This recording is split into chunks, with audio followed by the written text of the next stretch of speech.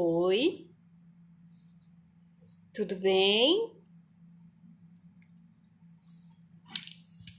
Nós vamos começar mais uma live essa noite com um assunto muito interessante e que, de uma maneira ou de outra, nós todos estamos sempre envolvidos, né? É a criação dos nossos filhos, irmãos, sobrinhos, os nossos alunos em sala de aula e toda dificuldade que nós temos para poder sermos coerentes. Então hoje vai ser um dia voltado para: e quando a criança erra, o que eu faço? Eu castigo? O castigo dá certo? Que tipo de castigo?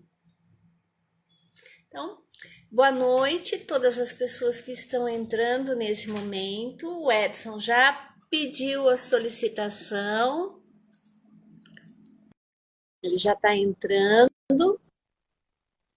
Eu sei que tem muita gente de Guaxupé aqui hoje. Oi, Edson. Bom, Maria, boa noite. Tudo bem e você? Tudo, me ouve bem? Bem, e o pessoal tá ouvindo bem o Edson? Ana tá aí. A Sandra também já entrou. Ah, tudo bem, Eu pessoal? comentei, eu comentei, Edson, que hoje parece que tem muita gente de Guaxupé, não é isso? Isso, nós demos aula em Guaxupé na segunda-feira, eu, Ana, a Daniela, o Leonardo e a Andréa. E perguntaram sobre a live. Então, hoje nós vamos ter muitas professoras de Guaxupé vindo aí para esse nosso bate-papo. Que legal. Eu já estive em Guaxupé justamente trabalhando com o pessoal de Guaxupé, o PROEPRE.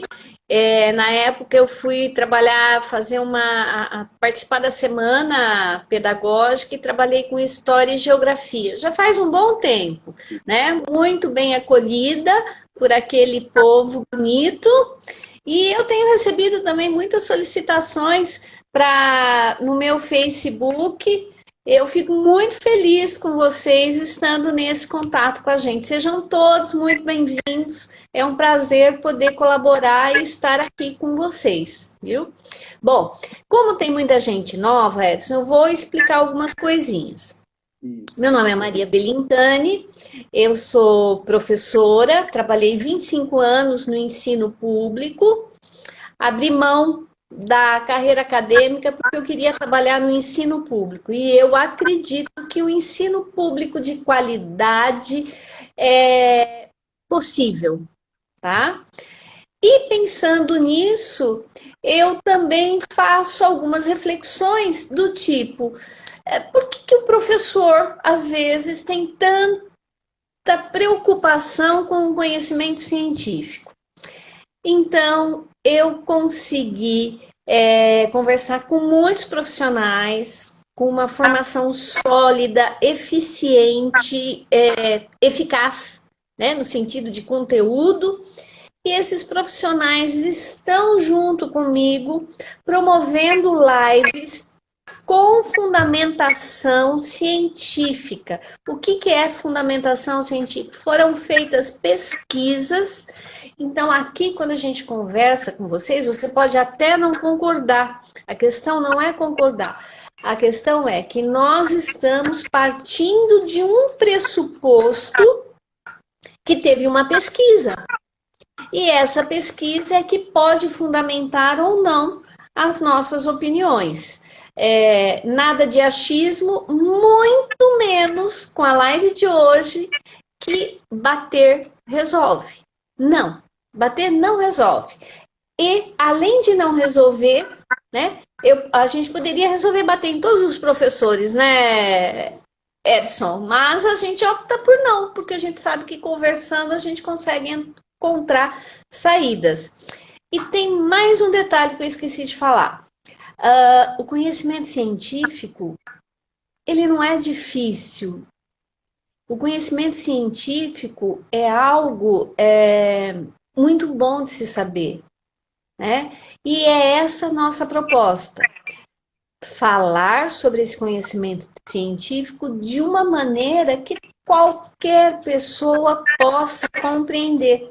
Afinal de contas, a gente precisa fazer jus do tempo que nós estudamos numa instituição pública, como eu, como o Edson, e fornecer informações para vocês.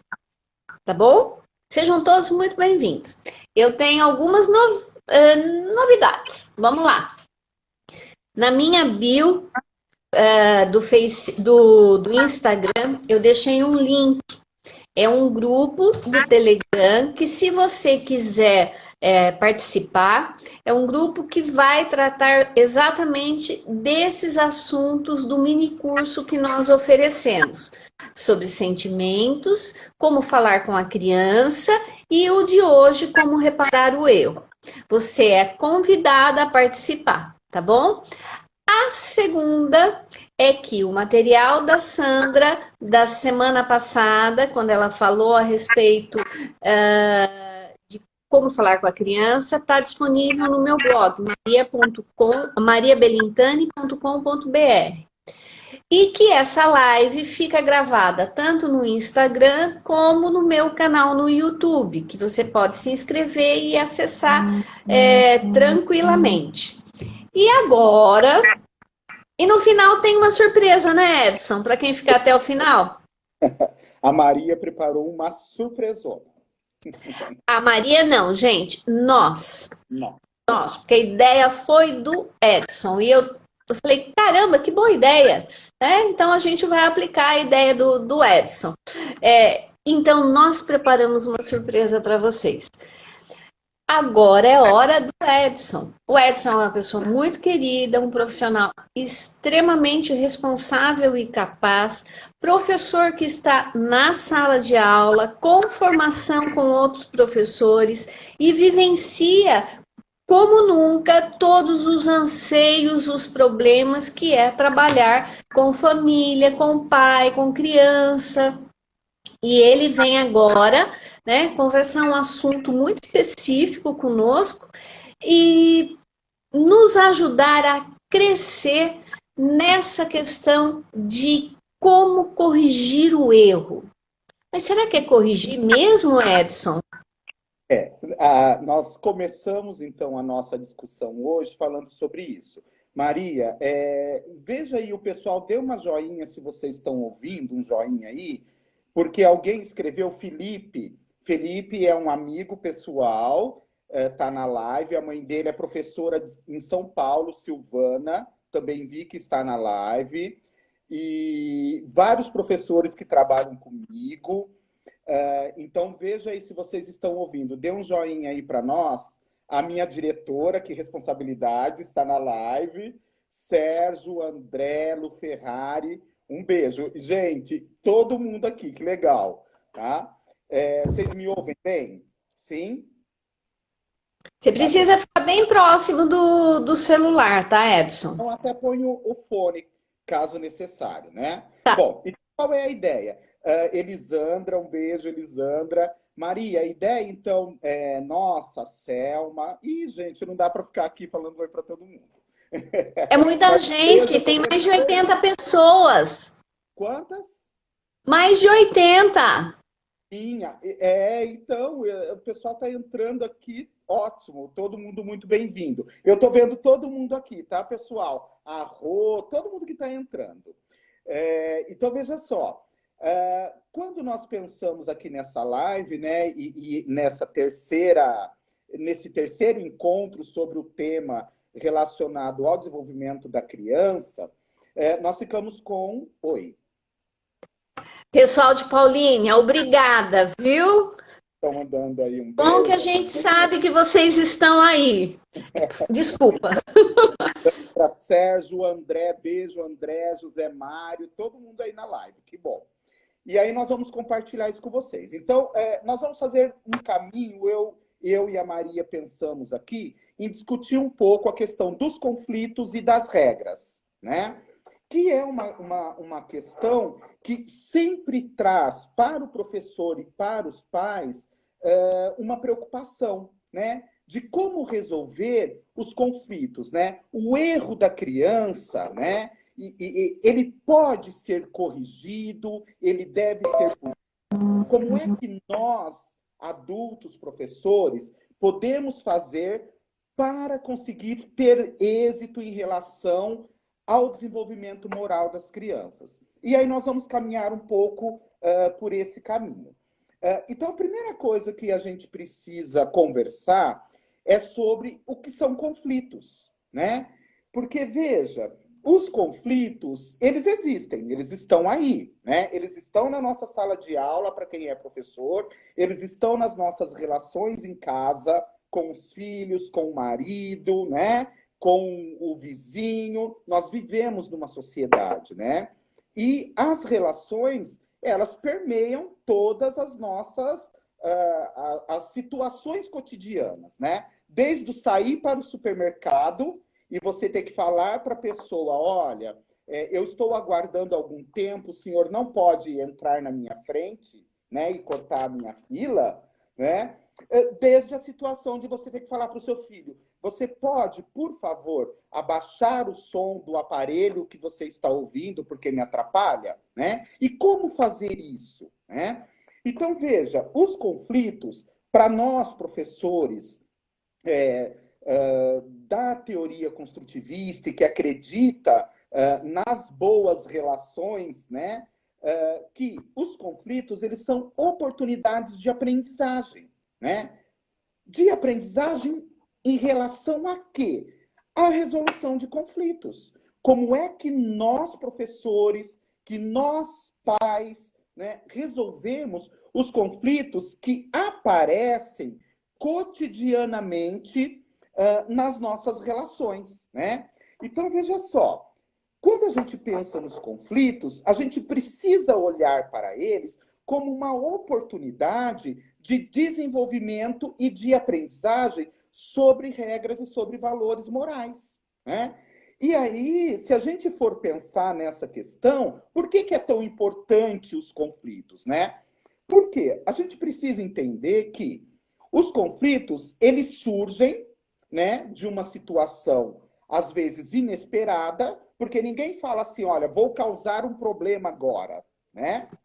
E ele precisa ser resolvido de uma maneira que não cause nas pessoas envolvidas uma situação de humilhação, de vexame, de colocar o outro em evidência por uma situação, para uma situação negativa. Então, o que a gente precisa pensar? Que os conflitos, né, e essa maneira de resolver essas situações, elas são um processo longo, né? A gente vai aprendendo a lidar com os conflitos. E aí, Maria, eu queria retomar um pouco a questão colocada lá na primeira live pela Ana, né? Da importância dos sentimentos, das emoções, porque identificar o sentimento e a emoção do outro é que vai nos permitir tomar determinadas ações, fazer determinadas ações para ajudar essa criança ou até mesmo esse adulto que está tentando resolver um conflito emocional, um conflito afetivo, um conflito socioemocional, né? Vamos dizer assim, né? Então, veja só, quando a gente pensa na criança e na criança pequena, né, nós temos que pensar como ela age, quais as condições que essa criança tem de entender uma regra, né? E como é que eu posso ajudá-la na resolução de conflitos. Então, nós vamos falar, dentro de uma perspectiva construtivista e que visa o desenvolvimento socioemocional das nossas crianças, nós vamos falar num processo de autorregulação. Então, o que é que nós precisamos? Ajudar essa criança a se autorregular. O que significa isso?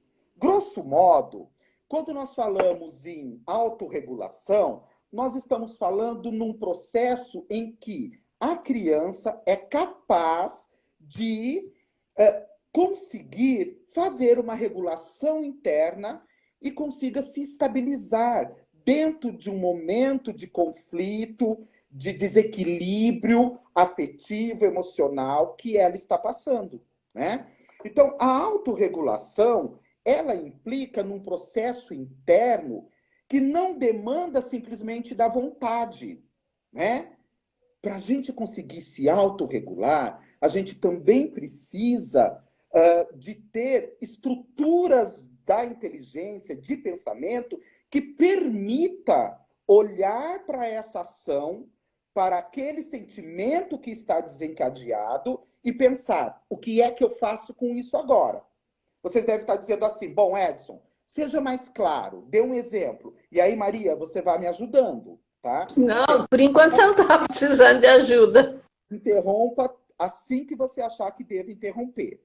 Mas veja só, quando a gente pensa numa situação dessa, e aí eu vou contar para vocês, né? E por que a Maria me chamou também para essa live, né? Além de ser professor dos cursos do ProEPRE, eu sou o professor da sala de aula, como ela disse, né? E já estou aí há 27 anos, dos quais 26 anos eu trabalhei em salas de aula da educação infantil.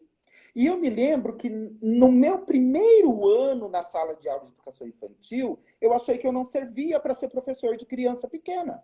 Porque eu tinha criança que subia no armário, eu tinha criança que não ouvia o que eu falava, né? E isso, para mim, era algo muito difícil. E foi a partir daí que eu vim procurar, teoricamente, o suporte para conseguir resolver esses conflitos morais, né? Então, relacionado à disciplina, que aconteciam na minha sala de aula, né? Que estavam presentes ali. E aí eu conto para vocês que numa das vezes em que eu estava trabalhando com as crianças, nós estávamos num horário de merenda. E as crianças iam se servir daquele leite com chocolate que a gente conhece, que é servido num dia de merenda das escolas, né? E o professor sempre ali perto, ajudando a criança a se servir, né? Porque a gente tem como princípio que a criança deve realizar tudo aquilo que ela consegue por si mesma, né? E aí, mais à frente na live, vamos ver se a gente consegue explicar para vocês até onde isso pode e o que é que a criança pode fazer e o que é que a criança não pode fazer. Mas nessa situação, a criança foi se servir. E o jarro com o leite era um jarro muito pesado, porque ele estava cheio, né? E eu ia dizer para a criança, você quer que eu ajude? Mas não deu tempo. E quando ela virou o jarro, que ela não aguentou com o peso, o jarro abriu, aquele leite caiu por todo lado, inclusive no professor, porque eu estava ao lado. E aí molhou toda a minha calça de leite com chocolate. Bom, por que eu estou dizendo isso para vocês? Porque aí entra a questão do conflito, da autorregulação e de como resolver, né? A autorregulação é como se fosse aquele minutinho do respira. Respira e pensa o que é que você vai fazer. E eu lembro que nessa situação as crianças pararam e ficaram olhando. Veja, nós estávamos num refeitório de uma escola de educação infantil. Quando essa criança derruba um jarro de leite, todas as crianças param e olham primeiro para o professor.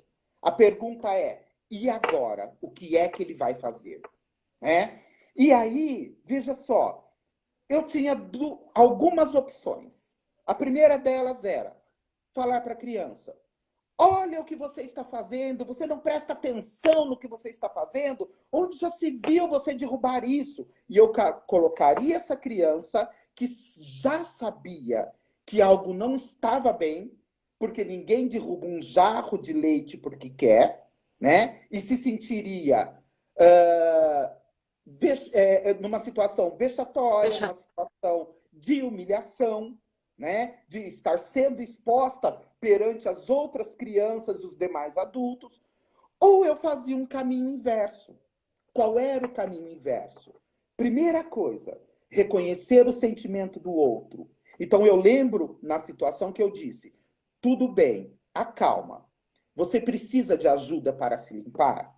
Você consegue voltar para a sala e trocar a sua roupa?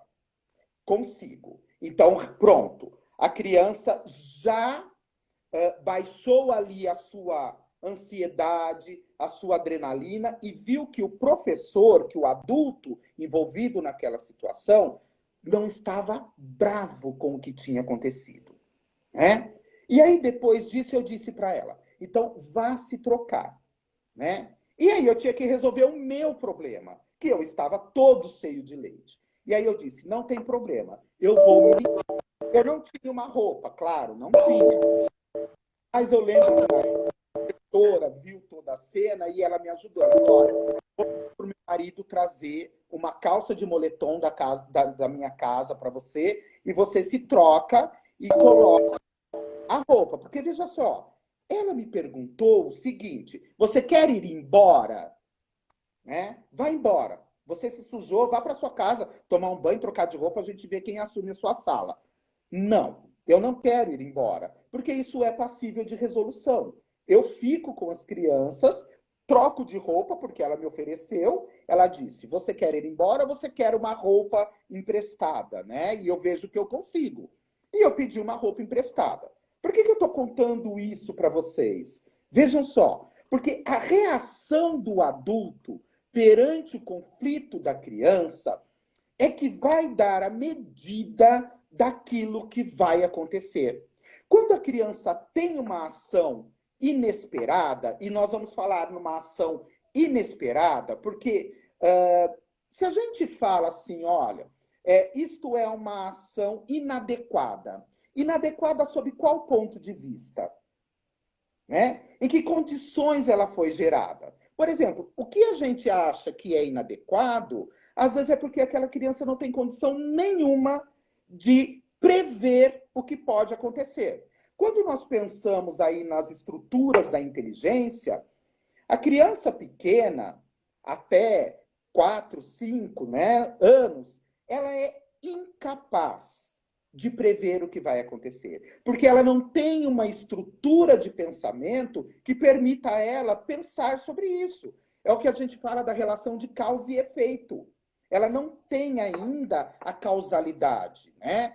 Quando que ela vai ter essa estrutura, Maria? E aí, me ajude nisso, né? Após os 7 anos de idade, que é quando ela constrói estruturas operatórias dentro de um ambiente que solicita a construção. Porque nós temos pesquisas que mostram que as crianças constroem essas estruturas muito tardiamente. Né? Professora Orli, da Unicamp, comprovou isso na sua tese, na sua pesquisa de doutorado. A professora Ana Lúcia refez uma pesquisa relacionado à construção da noção de espaço no seu mestrado, né? E continua estudando isso agora no doutorado, e tem mostrado que as crianças têm construído essas estruturas tardiamente. Então, a nossa questão é assim, como é que uma criança que ainda não estabelece essa relação de causa e efeito vai conseguir antecipar o que pode acontecer? Então, essa criança age, ela faz, né? E aí, quando ela vê o resultado, ela se assusta, porque aquilo é algo que nem ela esperava que pudesse acontecer, né? E aí entra o papel do adulto nesse processo de ajudar a criança. Então, a autorregulação, ela é necessária para que os sujeitos, os indivíduos, as crianças, os adultos, sejam capazes de conseguir, né, se restabelecer dentro daquele conflito, né, se equilibrar dentro daquele conflito. Então, veja só, por que ela é importante? Primeiro, porque ela vai nos ajudar a tomar algumas ações, né? E aí eu quero voltar na ideia da criança pequena. Porque a criança pequena, ela não é capaz ainda de se autorregular. Então, é como se a autorregulação dela precisasse da ajuda do adulto. E, na verdade, precisa da ajuda do adulto. E como é que o adulto vai fazer isso? A gente tem algumas ideias. Você quer falar, Maria? Ó, eu queria. Eu queria colocar algumas coisas. Primeiro que as pessoas estão aí te parabenizando pela fala, né? E destacando a importância dessa live. Eu agradeço bastante. Segundo, porque tem. Não é do meu feitio, mas eu vou fazer porque para colher mesmo. Tem Sim, gente do Ceará, de Itapira, de Paulínia, de Tupã, de Taquaritinga. Obrigada. E queremos aí, todo mundo. né? E aí, né, já que eu fiz essa pausa, o que eu gostaria de estar colocando? O Edson disse o seguinte: a criança pequena não sabe se regular porque é pequena por conta de não ter tido experiências, porque a estrutura de pensamento não permite, porque o início da vida dela está começando. Então, mas eu quero destacar o seguinte: eu tive muito contato com alunos, eu fui diretora de escola que tinha desde o primeiro ano até o ensino magistério, né? O aluno, tanto do magistério, do antigo magistério, como o do Fundamental 2 e também do Fundamental 1, não sabe se regular. Sim. Por quê? Voltando novamente na questão do primeiro dia da Ana, porque os sentimentos eles não são trabalhados, as crianças não reconhecem os sentimentos e não sabem sequer dizer quando elas estão nervosas, quando elas estão com raiva, especialmente os sentimentos que nós consideramos como negativos.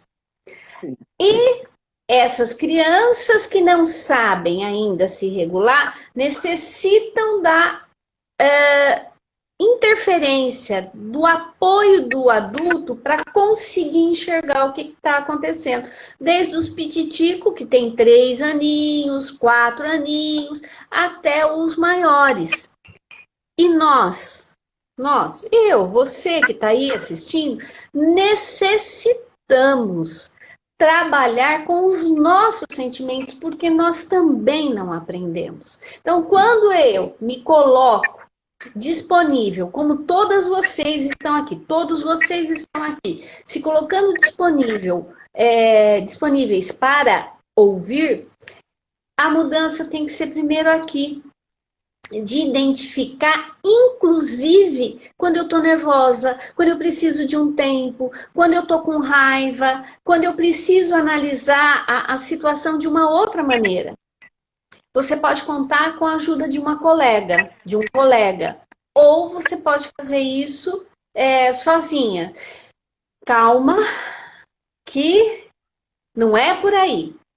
Então, nós retomamos, a gente falou isso na live da Sandra, e agora, tudo isso que está sendo falado e todos esses exemplos belíssimos e concretos que o Edson está trazendo, traga para você. Para você ser uma pessoa que consegue entender o outro a partir dos seus sentimentos. Edson. Perfeito. Maria, já que nós demos uma pausa, você fez essa colocação tão bem feita, um beijo para a Lisa. A Lisa é do Rio Grande do Norte. Trabalhou comigo, foi professora durante muito tempo, diretora de escola, fez uma pesquisa sobre afetividade, orientada pela professora Orli. Olha que legal. A Lisa está lá no Rio Grande do Norte. Um abraço, Lisa. A Sandra conhece. Um beijo aí para você, tá bom? Olha, e é muita gente. Muita gente. Itapira, Jacareí, Jundiaí, Campinas, Sumaré. Ó, para todos. Bom, Rio Pronto. Grande do Norte, a Lisa, tá? Bom, e aí, gente, dentro disso que a Maria acabou de colocar, veja como é importante a intervenção do adulto, né? E como é que nós vamos fazer essa intervenção? E aí eu queria caminhar um pouco para essa questão da live de hoje, que é como reparar o erro com a criança, né? Então, assim, nós colocamos lá um título, Como corrigir? A gente corrige o erro? Não. A gente ajuda a criança na reparação de uma ação que ela teve e que naquele momento não está adequada. Não está adequada por quê? Porque não considera as variáveis, não considera as consequências, ela não tem condição. Então, se você me perguntar assim, tá, mas por que as crianças fazem determinadas coisas? Porque há por detrás um desejo, um sentimento. E ela quer resolver aquele sentimento, né? E aí eu vou trazer um outro exemplo, né? A criança fez com o pai uma pipa e ele soltou a pipa com o pai. No final do dia, o pai guardou a pipa em cima do guarda-roupa, né? No outro dia, o pai saiu para trabalhar e a criança queria brincar com a pipa. O que essa criança fez? Abriu as portas do guarda-roupa e começou a escalar a prateleira para pegar a pipa. Bom, óbvio que as prateleiras do guarda-roupa não suportou o peso da criança. A criança não se machucou, tá? Eu tenho diferenciado de um pai de aluno, porque ele me falou, professor, como que eu faço? Porque onde já se viu ele subir? Então, a primeira pergunta para mim, e aí o pai ficou meio assim, foi, o que é que a pipa estava fazendo em cima do guarda-roupa? Né? Você falou para a criança? Você explicou por que ela estava em cima? Porque se você não fala para a criança, né, ela não entende e ela quer a pipa, né? E aí a gente esbarra em duas questões. Primeiro, num conflito que a criança quer resolver, e aí ela busca meios para fazer, e as questões de regras, que, por exemplo, uma delas poderia ser, não é para subir nas prateleiras de casa. Qual é o nosso problema? Que quando a gente coloca uma regra para a criança, a gente não explica o porquê da regra. A gente não discute com a criança o que é aquela regra e qual é a importância de se cumprir aquela regra. E, claro, aquilo que não é conversado não pode fazer parte de um contrato. Então, como é que depois eu quero cobrar da criança algo que eu estabeleci sem conversar com ela, né? Então, quando a gente pensa na questão do conflito, das regras, a primeira pergunta que eu sempre faço é assim: o que é que a criança precisa aprender? O que é que esse conflito mostra? Como é que eu vou fazer para ajudar essa criança na resolução deste problema? Né? E aí, muitas das vezes, a gente acaba punindo as crianças sem elas entenderem o porquê daquela punição. Né? Aí vocês podem dizer assim, tá, Edson, seja um pouco claro nisso. E aí eu quero tratar a questão da punição sobre dois pontos de vista. Uma punição que ela é expiatória. O que significa isso? Que ela não tem relação nenhuma com o que aconteceu. E uma punição que é uma sanção por reciprocidade. Ou seja, que tem uma relação direta com o que aconteceu. Veja só, quando nós vamos tratar da questão das punições, né, do castigo, de como reparar o erro, a gente precisa pensar em o que é que esta punição vai causar na criança, vai causar no jovem, vai causar no adulto. Ela considera o sentimento da criança? Ela considera o ponto de vista do outro? Como é que eu posso fazer para resolver esse problema de uma maneira em que o outro não se sinta prejudicado, injustiçado, diminuído, né? E aí a gente precisa, então, trabalhar com isso. Bom, pensando nessa situação, Maria, você quer falar? Eu queria falar em relação a uma pergunta que fizeram aí, para talvez isso vá colaborar bastante. Teve uma pessoa que perguntou assim: quando que a criança começa a se autorregular?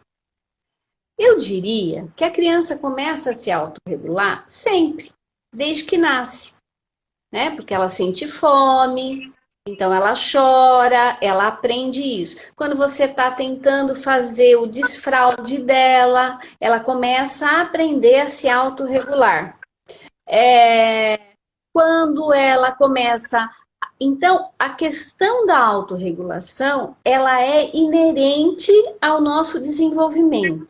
No entanto, é uma autorregulação que pode ser física, né, de conseguir segurar as perninhas para poder dar os primeiros passos, se bem que tem alguns, a teoria piagetiana explica isso de uma maneira mais detalhada, mas quando se diz a respeito das questões sociais, né, do relacionamento, das regras, ela precisa do adulto fazendo exatamente isso que o Edson acabou de falar. Eu preciso explicar.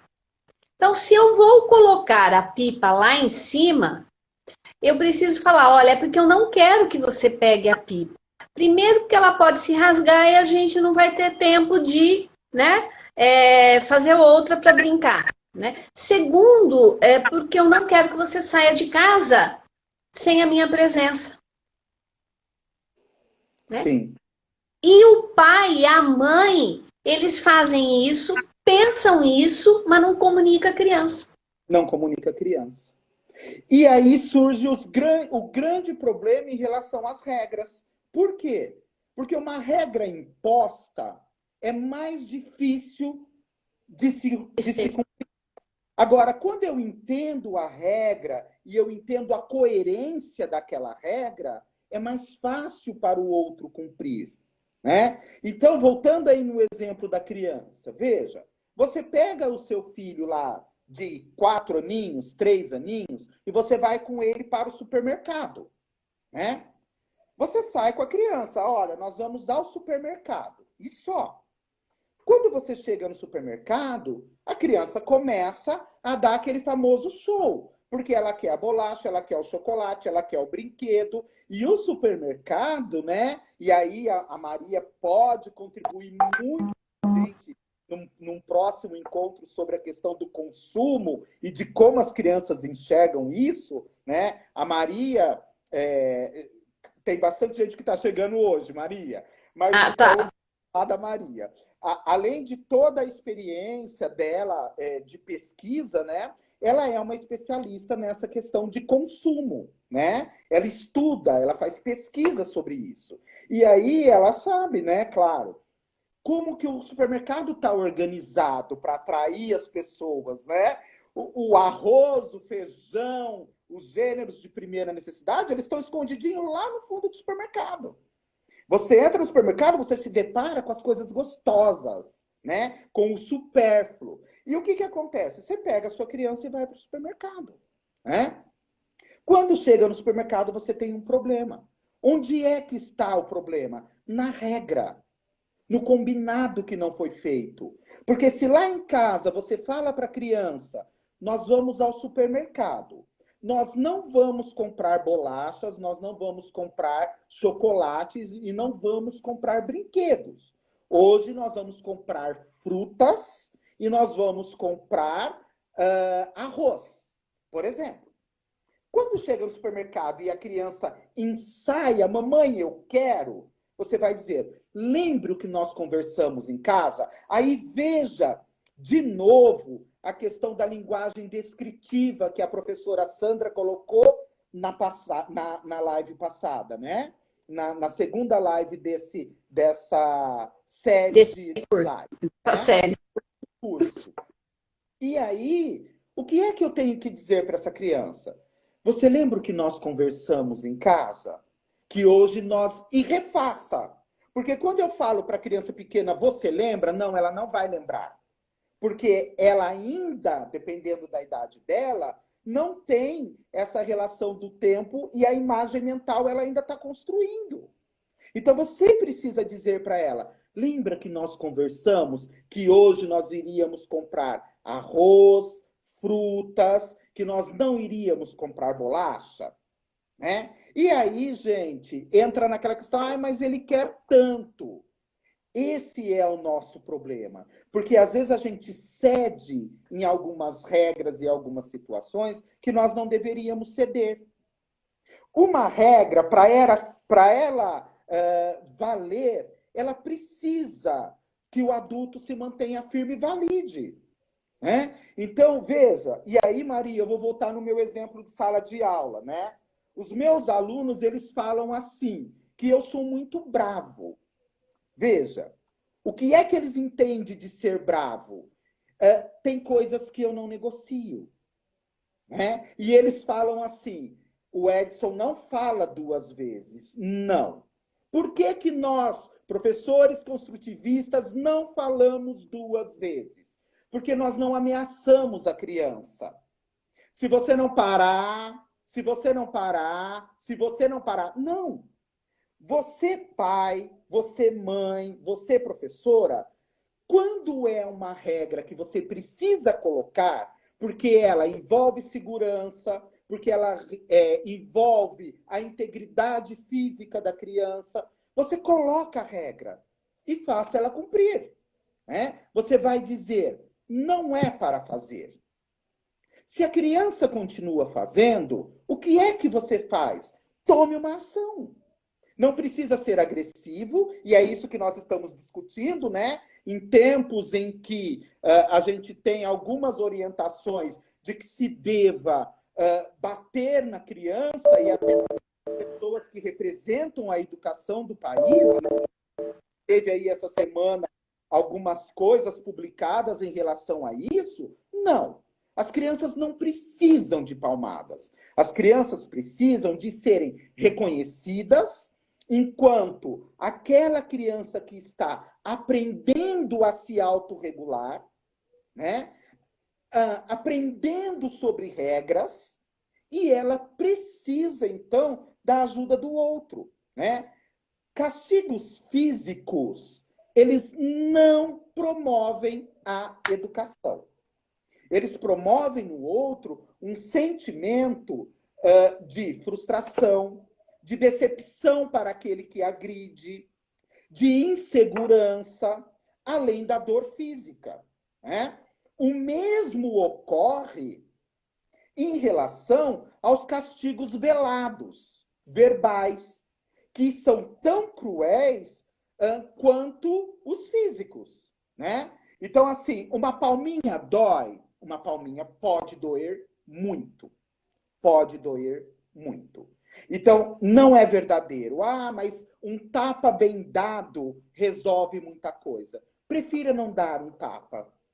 Prefira conversar com a criança. Prefira reconhecer o sentimento dela. Prefira falar de uma maneira em que ela entenda o que está acontecendo. Então, quando você trabalha com a criança a questão de regras, né, para solucionar um problema, a primeira coisa que a gente tem que pensar é: o que é uma regra? Por que existem regras? Vejam, regras existem para solucionar problemas, não para trazer problemas. Não é? A gente cria uma regra porque nós queremos resolver um problema. Por que é que existe uma regra de trânsito? Por que é que existe uma regra social? Em determinados lugares, eu me comporto de uma maneira, porque aquele lugar pede que me comporte assim. Em outros lugares, numa roda de amigos, eu posso estar mais descontraído, e aí eu posso ter um comportamento entre amigos. Mas que se eu estou numa reunião de trabalho, eu não posso ter. Né? Por quê? Porque existem regras. E as regras, elas são colocadas para a resolução de problemas.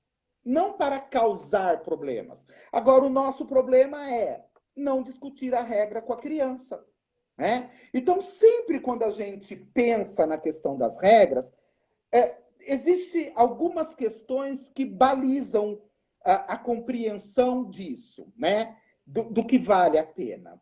Então, é Deixa dizer... eu, Oi? posso interromper um pouquinho? Sempre. O que que eu gostaria de estar voltando um pouco para discutir com vocês? É o seguinte, o caso do supermercado que o Edson colocou. Às vezes, veja, você falar, descrever, nem sempre dá certo, porque a criança vai continuar testando. Ou você acha que simplesmente, não, eu fiz tudo certinho, e essa criança não tem inteligência o suficiente, persistência o suficiente para falar, para agir de maneira que seja feito aquilo que ela quer. Ela não é caprichosa. E aí vem os adjetivos, porque ela é caprichosa, porque ela é teimosa. Não. É inerente do ser humano querer realizar aquilo que ele tem desejo. Quando a gente reconhece o desejo da criança, é um caminho para se estabelecer um diálogo. No carrinho, a criança, elas vai espernear se você falar não. Ela quer o doce, porque ela não pode querer o doce. E você pode relembrar. Ela pode querer fazer escândalos e às vezes pode até começar com um choramingo. Cabe a você colocar, olha, nós combinamos, eu sei que você quer muito, mas hoje não vai ter. Nós vamos conseguir prosseguir a compra, né? Tudo que eu preciso fazer, ou a gente vai ter que voltar para casa. Se você falar isso, você tem que voltar. Sim. Ou você quer ficar comigo de mão dada e você não vai mais ficar, né? De repente ela sai correndo, né? Tem tudo isso. Sim. Aí o que eu faço com isso? A história não acabou, você ficou nervosa, percebeu que não deu certo, você vai para casa e vai falar assim: eu tô vendo que tá muito difícil você se comportar no supermercado. E um belo dia você pega, vai pro supermercado sozinha. A criança vai falar assim: mas eu não vou? Não. Mas eu não mereço uma chance? Merece. Merece todas as chances e você vai ter a chance. Mas não hoje. Hoje eu vou sozinha. Isso, por que eu tô falando isso e retomando a questão do supermercado? Porque aí tem gente que perguntou, Edson, a respeito de pensar no cantinho. Gente, vamos retomar o que o Edson falou. Essa capacidade de reflexão a criança não tem. Deixar pensar no cantinho, se eu não comuniquei o meu problema, não vai ter sentido. Agora, se eu falo para ela, hoje eu vou ao supermercado sozinha, outro dia você vai e terá a sua segunda chance, isso sim é uma situação significativa, porque ela não tem como pensar, independente da idade. Se eu não deixar muito claro o que é que eu quis dizer com aquela regra. Perfeito. A comunicação é minha. Então, conforme eu fui lendo aqui os comentários, eu achei que valeria a pena resgatar esse exemplo para a gente amarrar. Isso. Tudo bem? Aí a gente precisa pensar, então, assim, ó, pelo que vale a pena brigar, né? O que é mais importante? E nunca esquecer que a gente precisa reconhecer os sentimentos da criança sem limitar as suas ações. Então, veja só, eu ainda insisto na situação do supermercado. Por quê? Qual seria aí uma ação adequada por parte do adulto? Falar em casa primeiro. Hoje nós vamos ao supermercado, né? E, por exemplo, nós vamos ao supermercado, nós vamos comprar arroz, feijão e bolacha. Mas chega no supermercado e a criança quer um carrinho. E aí? O que você pode dizer para ela? Tudo bem. Se você levar o carrinho, você não leva as bolachas. Mas a bolacha é de comer, e aí eu vou ficar com dó da criança, porque ele vai. Não, são escolhas. Quando a gente coloca a escolha, cabe ao outro decidir o que ele mais quer. Então você ajuda a criança, não dizendo, não levar o carrinho. Nós vamos comprar a bolacha, porque amanhã, no café da manhã, você quer a bolacha. Não. Se ela resolver trocar o carrinho pela bolacha, a escolha foi dela. No outro dia, no café da manhã, ela vai tomar o leite e comer só o pão. Mamãe, não tem bolacha? Não, você escolheu o carrinho, lembra? Agora nós só vamos comprar a bolacha da próxima vez que nós formos ao supermercado. Né? Essas escolhas podem? Podem. Essas regras, você fala, mas eu quebrei a regra. Existem regras que são negociáveis. Essa é uma regra que a gente pode negociar com a criança. E existem regras que são inegociáveis e que aí nós não vamos dar chance. As regras inegociáveis geralmente estão relacionadas à integridade física, à segurança, né? Então você não pergunta para o seu filho assim, olha, nós vamos passear e você vai atravessar a rua. Se vier um carro, você pode ser atropelado. Você escolhe. Não. A gente coloca a regra. Não se atravessa a rua sem dar as mãos para a mamãe, para o papai. Toda vez que for atravessar a rua, me dê a mão. E pronto. A criança ensaia a atravessar a rua, você fala para ela, me dê as mãos. Eu disse que não pode atravessar sozinho. Veja, essa é uma regra inegociável. Agora, as regras negociáveis, você pode ouvir a opinião do outro. Você pode perguntar para a criança o que é que você pode fazer para resolver aquilo. Olha, você precisa arrumar o seu quarto. A regra é, você precisa arrumar o quarto. Agora, se ele vai arrumar o quarto de manhã, de tarde ou de noite, a escolha pode ser dele. Às vezes isso incomoda mais na gente do que no outro. Mas você pode falar, olha, eu sei que o quarto é seu. Veja lá, a linguagem descritiva que a professora Sandra trabalhou, o sentimento que a Ana trabalhou. Eu reconheço o outro. Eu digo para ele, né? Eu sei que o quarto é seu. Eu também sei que nem sempre você quer arrumar as coisas. Mas imagine você se em todos os ambientes da nossa casa, cada um deixar do jeito que quiser. Como é que nós vamos fazer? Então você precisa organizar o seu quarto. Pelo menos minimamente. Né? Quando você faz isso, você coloca para o outro a ideia de que eu respeito você, eu respeito a sua opinião, mas você precisa tomar uma ação, tomar uma atitude. Então, veja só, eu queria caminhar um pouquinho, porque a Maria precisa ir concluindo a live, dando alguns... Você viu o horário? Sim. Então, eu queria, antes de você falar, Maria, fechar em algumas questões.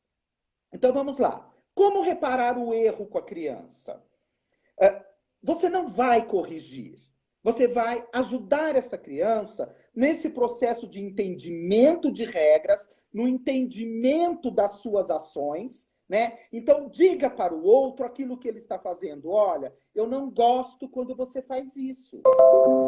Se você está fazendo isso, você pode se machucar, você pode quebrar isto. Então, eu sempre falo assim, vale a pena para a gente aceitar usar uma regrinha do se e do então. Eu falo que isso sempre funciona. Então, eu sempre penso assim, se quebrou, vamos consertar. É possível consertar? Vamos consertar. Não é possível? Olha, infelizmente não temos mais o que fazer. Isso terá que ir para o lixo.